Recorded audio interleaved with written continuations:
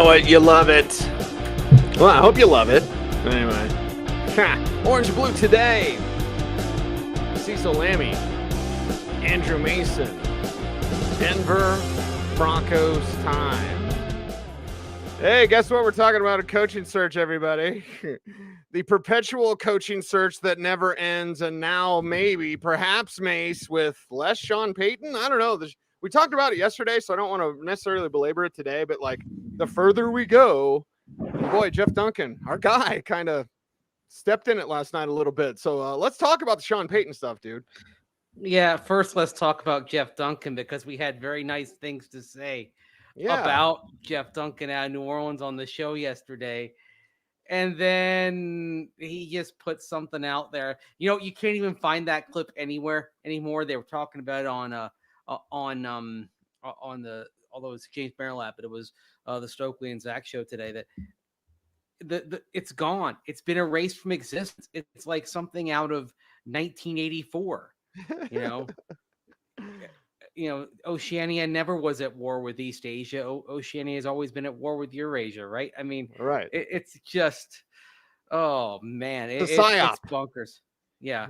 Which actually, honestly, the fact that it's been erased makes me think it's actually the case to some degree, or it's possible that he was just being metaphorical and he just kind of took it too long, or like a source told him, I will never give you anything again because I'm in trouble for letting that out. It's bonkers. And we're often told stuff in passing. It sounds like that's what Duncan was told, and then he ran with it, and then it became big. And for the listeners that don't know, or the viewers that don't know, it was reported the Broncos couldn't get an interview with Sean Payton because Robson Walton was hunting, and he needed to be there. He was on a hunting trip. And of course, that leads Broncos fans to be like, where's he at? And it leads, national reporters to be like, what's going on? And Zach Bye was tweeting about it, like, there's going to be some PR spin. And then all of a sudden it just disappeared because Jeff was like, oh, that's my bad. I just talked to somebody and then I ran with that without checking. I mean, oh gosh, it was just nuts. And I ran the exact quote from it, which, by the way, it's funny. Like, the quote is there. It's still on my Twitter, but the video is gone. I mean, it's very, very X-Files. The truth is out there, right? Mm-hmm. Yeah. But I think what's more interesting, though, is what nuggets are kind of leaking out today, both coming from NFL Network. That maybe this is no longer in the direction of Sean Payton, and that would mesh with some of the rumblings I was hearing that there was a little bit of discomfort with Sean Payton in terms of not only just the coach, but also the compensation required for Sean Payton, and there's the conversations. You certainly can't count how many conversations have been had at Broncos headquarters over this coaching search, but I'm sure at least one conversation involved, okay, is this, is the juice worth the squeeze, as the cliche goes? Is Sean Payton worth the compensation? Is he that much better than someone else? Someone perhaps like DeMeco Ryans. Yeah, and Chris chimes in on the chat room, chimes in on the chat room about all signs pointing to DeMeco Ryans. Yeah, honestly, yeah. And I know some Broncos fans take issue. Again, I'm happy with the selection that's left. But it's, as David says, in the words of Tom Petty, the waiting is the hardest part.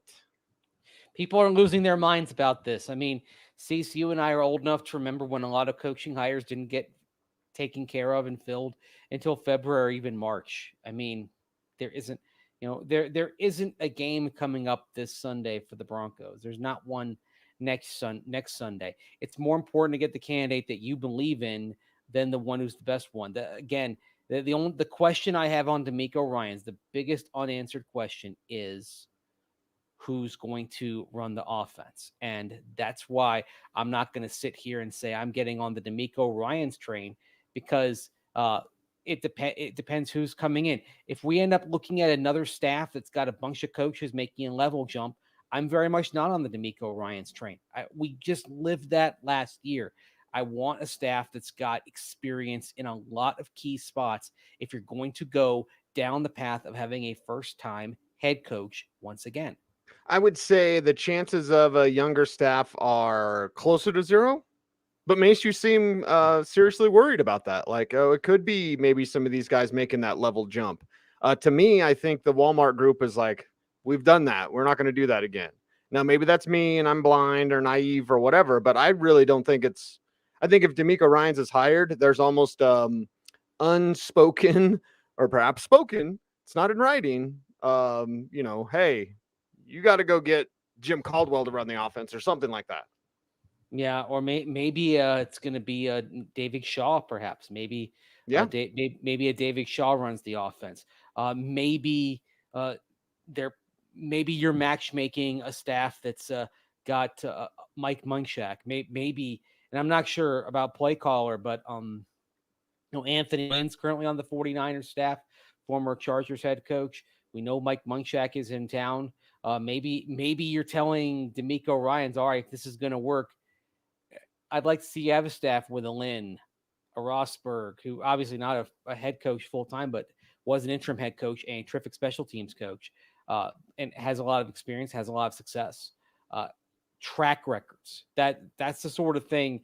If you've got a less experienced head coach, but if you look around that staff and you see, I'm just to toss some names out there.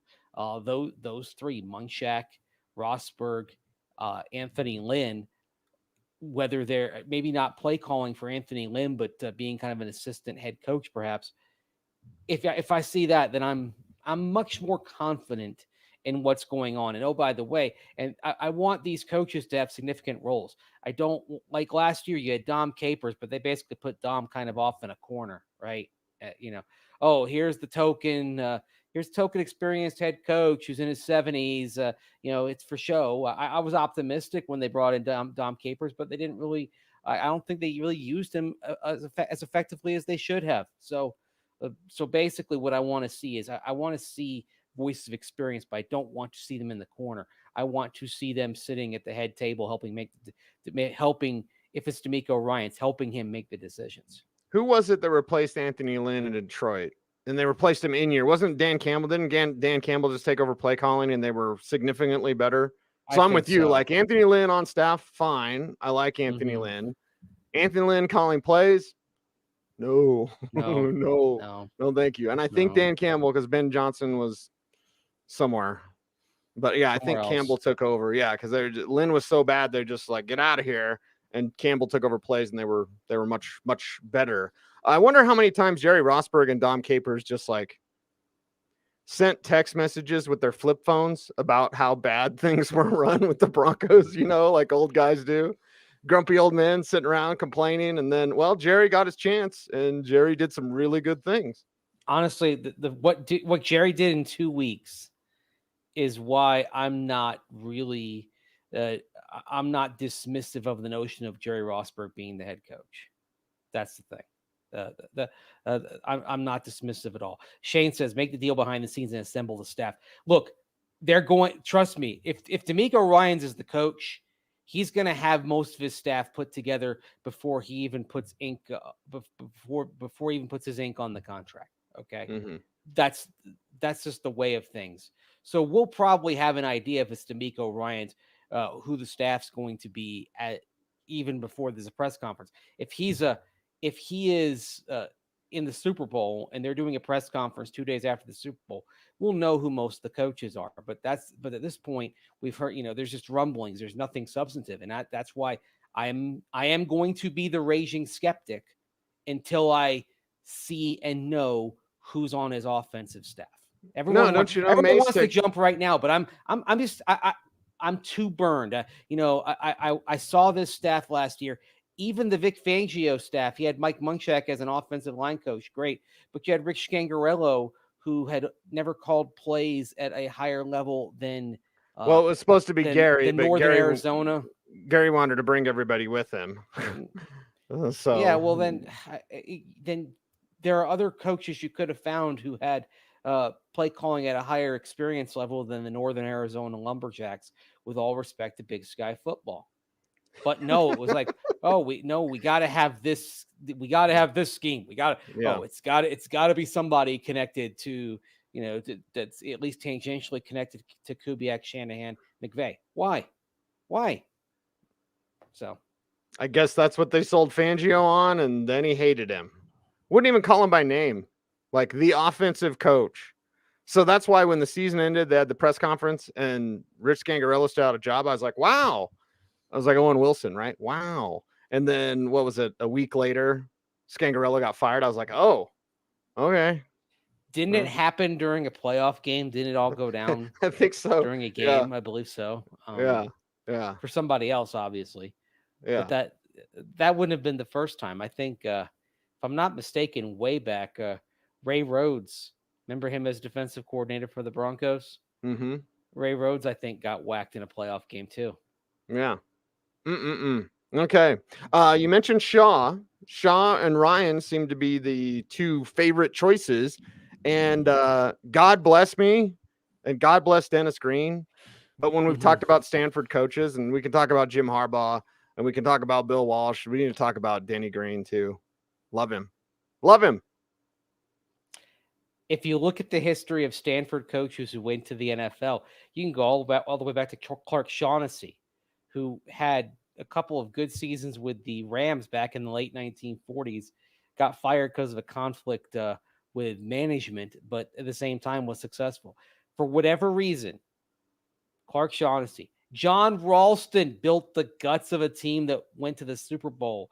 First winning seasons in Broncos history were on John Ralston's watch. Bill Walsh, Denny Green, Jim Harbaugh. The things that you say about college head coaches who go to the NFL, you cannot say about Stanford head coaches. I think part of it is the challenges and the unique work environment that you have at Stanford compared to the rest of college football. I think what goes on at Stanford, if you succeed there, it has a much better chance of translating. You're dealing with players who are smarter, and you've got to be smart to succeed in the NFL in a lot of ways. You've got to, it's at a lot of positions, certainly. You've got to have it up here. You got to have it up here on the O-line. You got to have it up here at quarterback, etc. So I think that's a reason why the Stanford model has historically translated to the NFL. So I would take anything that you think positively or negatively about college head coaches making the jump to the NFL and just erase it. Forget about it. It doesn't matter when it comes to David Shaw. Now we're talking about how do you spin D'Amico Ryans to the fans, Swink and Jose going back and forth in the chat room, two of our favorites. Mace, here's how you spin it. Guy went to the Super Bowl. I'm picking the 49ers this week. Maybe totally wrong, but okay, yeah, you're Broncos country. In Broncos country, you're going to get on board anyway, baby. Okay, yes, we want veteran coaches and OC who's running the offense. These are all legitimate concerns. They're all something we should be talking about. But at the end of the day, I don't think they're going to hire rookies. I don't think they're going to do what they've already done. So, yeah, and Broncos country, you'll get on board. You don't have another choice. But, D'Amico Ryans could be a damn good coach. And for all the – how do I put this nicely, Mace? Maybe I shouldn't be nice. For all the fans who are Harbaugh will only be here 5 years or whatever, 3 years, okay, well, Ryans could be here 15 years. So for everyone that wants to fill that hole and be hey, we can have a coach for a decade. Yeah, Ryans might be the best one to do that. Yeah, but I'm not concerned about 15 years because frankly, well, not you, the fans, because the fans are saying oh, what if Harbaugh's only here 5? I don't care, baby. I don't care. No one should be concerned about 5 years, 10 years, 15 years. Honestly, I think the thing that you focus on is the next 3 years. Okay. And I mean, I even, when I wrote about Jerry Rosburg overnight, you can read about it at denversports.com. I did say one of the things about Rosburg, if you went with somebody who you wouldn't call him an interim head coach. I mean, you don't have a coach going into a season who is an interim head coach, but The one thing about Rosberg is, if you're not in love with these candidates, just date the one that you like, Rosberg, and then if it doesn't work, you make a clean break next year. You draft a quarterback, you reset, and you move on. That's the thing. It really, if getting to 15 years is absolute gravy, even getting to 10 is absolute gravy. So, we'll see. The other thing, Jose says, just hire Dan Quinn and get it over with. I mean, how well did Quinn interview? What did Quinn have another underwhelming interview? Perhaps. I mean that. And again, I've warned about kind of falling one way or the other, falling victim to the interview. Sounds like D'Amico Ryans had a phenomenal interview, but I think one of the things that maybe worked in D'Amico Ryans' favor, having a good interview, is there's no, he's a clean slate because he's never been a head coach, right? Whereas Dan Quinn, if you've been a head coach, you got to explain some things, right? When you do the interview, if you haven't been a head coach, it's all about possibility and vision and all that, because it's clean. It's a clean slate. There are no nicks. There are no scuffs. There are nicks and scuffs on Dan Quinn for which he has to answer. So that may not lend itself well to the best of interviews. With D'Amico Ryans, it's all about possibility. Hey, when Nathaniel Hackett interviewed last year, it was all about possibility. Hey, again, clean slate. So what could be? Joe mentioned something we've talked about on this show, and George Payton's in his corner, and that's not necessarily a bad thing. You and I both like George Payton, but we also have to read the room and understand he might not have a job after the draft. I don't know. Hope he does. But if you're the Walmart, Walton Penner Group, you're like, do you want someone that's already cozy with the guy that you're thinking about getting rid of anyway? That has to be at least a slight consideration. You know what, though? There's a guy that you mentioned, and if D'Amico Ryans is the coach, Adam Peters. Adam Peters, exactly. Oh my God. It would be the greatest thing ever. Can you imagine D'Amico Ryans and Adam Peters? All of a sudden, I just got you on board. Yes. Again, who's calling the plays? Let me just say this: as amazing a job as Brian Greasy is doing coaching quarterbacks for the 49ers this year, color me skeptical if Brian Greasy is D'Amico Ryans' play caller. If he says, I'm going to bring him over. One season of coaching experience as a QB coach, hasn't called plays. I would be a bit nervous about that. Again, I don't want a staff of level jumpers here. I want some experience. I want to play some more memes.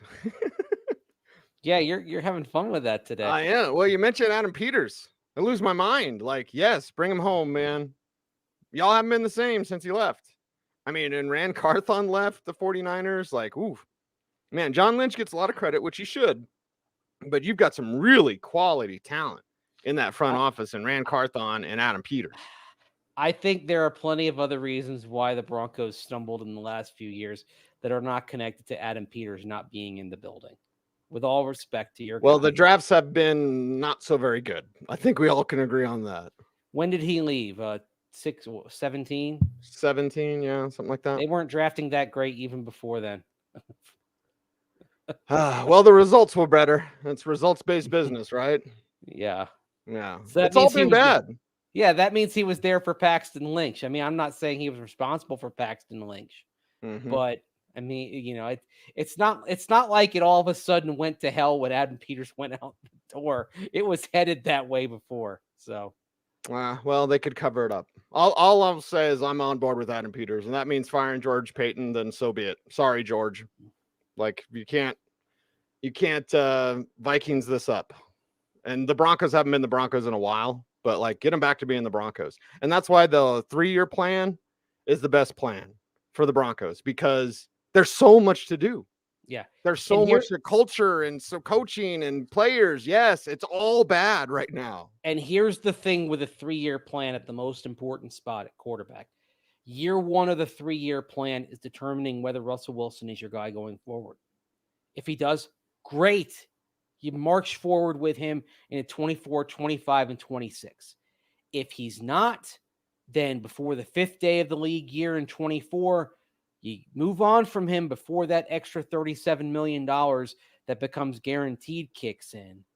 And then come hell or high water, you get your quarterback. You find a way to move up and get Caleb Williams or Drake May.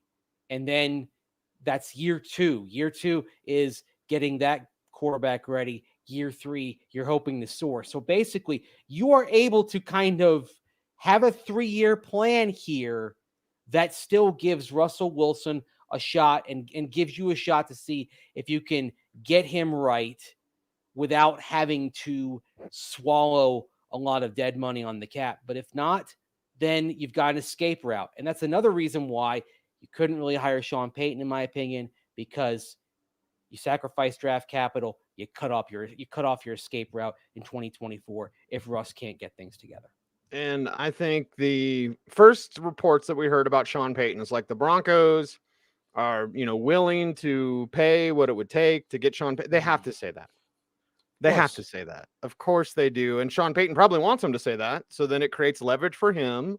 And he's got leverage anyway. Just fall back to Fox. That's his umbrella, right? $10 million. His parachute, whatever. Yeah. So it's like he's got his parachute. So I get it when things like these come out are, the whole Lamar Jackson's going to be involved in the coaching search. So is Kyler Murray. What does that mean? Nothing. What do they have to say? Well, they have to say that we're willing to, because they're talking with New Orleans. Now, after talking and considering it, they're like, that's too much. Whatever the asking price is, it's too much. And damn it, Mace, I think that may be the best news we've gotten. Like, the ownership group knows, like, you need that first rounder. You got it. Thank God you got it. Thank you, Bradley Chubb. But you need that first rounder this year. You need that first rounder. You need your full draft capital next year, too. On top of that, that's the other thing, because let's say you can't get Russell Wilson right and you come in at about 7 and 10 and you're sitting there with pick 10 or 11. You need as much draft capital as you can to kind of move up. And yeah, you're going to have to sacrifice future capital, but it's not unreasonable to go from, say, pick 10, pick 11 to pick number 2, right? If you haven't destroyed your draft capital in a trade, any team can do that. The Broncos could do that too. So that's another layer to it, is you not only don't want to give the first rounder this year, but if the Saints were to come on Sean Payton and say, well, we're going to need a 2 next year. No, you need that too. Mm-hmm. You need that as well, because I don't think this team is going to crater and go 2-15 or 3-14. If it's a season where you're going back into the QB pool, I think it's a 6-11, 7-10 type of season where you're like, all right, we don't want to put any more sunk cost in.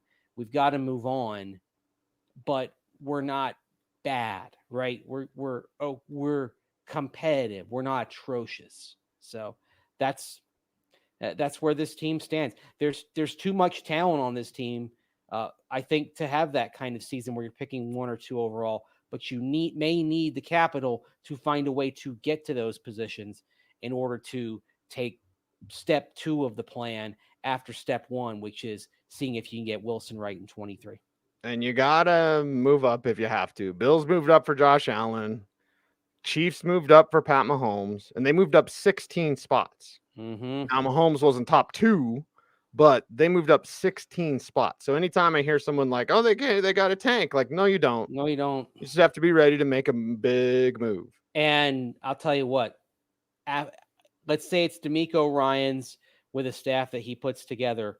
If they take their best shot at Russell Wilson and they can't get him going, that's fine. I still trust whatever the overall philosophy is. I would trust that to take a Drake May and get him right and make him a quality quarterback. And in fact, I would be very intrigued to see what this Shanahan-McVay philosophy would do with someone like May, who possesses amazing raw tools, but is in a relatively rudimentary offense, or was last year with Phil Longo coordinating at North Carolina. It gets results, but it's not really an offense. His version of the air raid, it doesn't really translate. There's work to do. But you see traits, kind of like you saw with Sam Howell at North Carolina in that same offense. You saw traits that flashed, And then lo and behold, Washington puts him in week 18. He looks like a pretty good pro quarterback, right? Now, I think Drake May's on another level entirely from Sam Howell, though. That's the thing. He's no Mitchell Trubisky. No. I mean, people get afraid when they see that Tar Heels helmet. Yeah. Speaking of moving up for a quarterback, moving up one spot when you didn't have to, Foxy. Well, you didn't. Well, no, that's not John Fox. No. I will not hear you put that on John Fox. Okay. I don't even think John Fox wanted. Fox wasn't aware of what was going on. Right. That's the problem. It's not on John Fox. That was a Ryan Pace move. Yes. Right. Not Fox. It got put on Foxy, but Foxy didn't know what was going on. That's where I go back to Fox and be like, why weren't you paying attention? Well, they cut him out. Foxy wanted Deshaun Watson, as I've been told. Mm-hmm. So I could see it happen. Yeah. Tom asks, how similar Shanahan's offense compared to which Hackett offense? Because there was the offense that they ran in April, May, June, July, and August. And then there's the offense that they started running in Mace, week 3? So, which Hackett offense? Because the one they ran in April, May, June, July, and August is the Shanahan system, basically. It's West Coast concepts, and then they scrapped it in week 3. Worked well in week 1. And then we saw it work well in week 17 and 18 after Hackett was out the door. So I think you'd see more under center, and you tell Russ kind of accept that, go along with it, or move on. I think you'd see him outside the pocket a little bit more. The only thing is, with Russell Wilson, to succeed, there has to be an improv element that you accept, and that means going beyond play structure.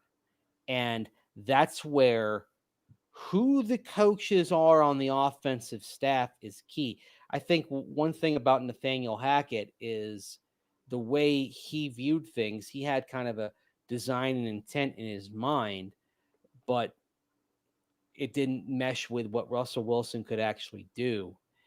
The thing with Wilson is you have to have play structure that allows Wilson to get beyond the progressions and then start doing Russell Wilson things, and we saw this in week 18.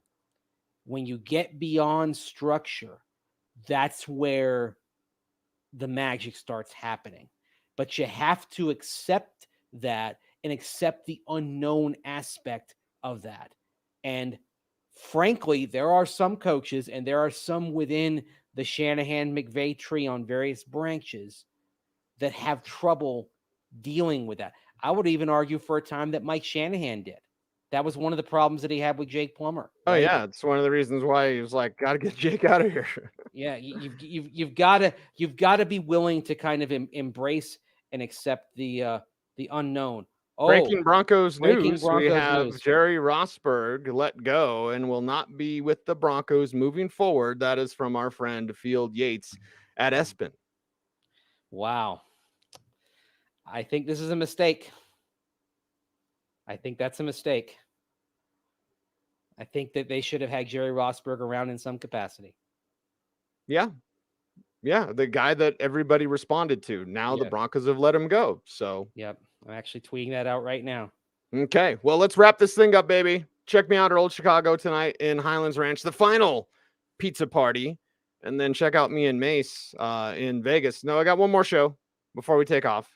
And then we'll see what happens on Friday. I'm sending an email about that right now. But anyway, he's Andrew Mason. He's tweeting right now. Follow him at Mace Denver. I'm at Cecil Lammey. Don't follow me. We're orange and blue today. It's your Broncos information. Everyone, be safe, be kind, know that you are appreciated. Stay tuned. And as always, I ask, stay frosty.